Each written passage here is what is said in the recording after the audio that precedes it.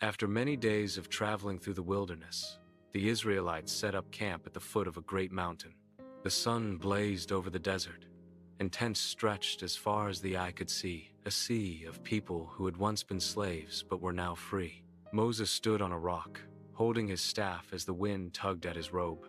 "God has set us free," he said to Aaron. "Now we must learn to live as his people." Then God spoke to Moses. "Count all the people of Israel. Count the men who can fight. Organize them by their tribes. For I will lead you to the land I promised your fathers." And so Moses and Aaron went from tribe to tribe, counting the tribes of Reuben, Simeon, Judah, and all the others. When they finished, there were more than 600,000 men, not counting the women and children. The people were amazed. They had grown into a mighty nation. God told Moses how to arrange the camp. "Each tribe must camp under its own banner," God said.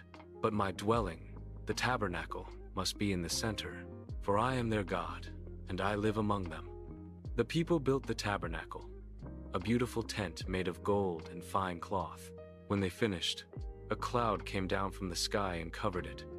At night, that cloud glowed like fire. Whenever the cloud lifted, the people packed their tents and followed it. When it stopped, they stopped. God himself was leading them. Days passed. Weeks turned into months. The journey through the desert was long and hard. One day, the people began to complain. "We're tired," someone grumbled. "There's no good food here," another said. "We miss Egypt. We had fish and cucumbers and melons there." Moses sighed. "You forget how hard Egypt was," he said softly. "You were slaves." But the people kept complaining. God heard them, and though he was not pleased, he still cared for them. He sent manna, small white flakes that covered the ground every morning. The people gathered it and made bread. It tasted sweet, like honey. But after a while, they complained again. "We want meat," they cried. "We can't eat this manna every day." So God sent quail, so many birds that they covered the camp. The people gathered them by the thousands and ate until they were full. God had provided again. Still, Moses grew weary. "There are too many people for me to lead alone," he told God.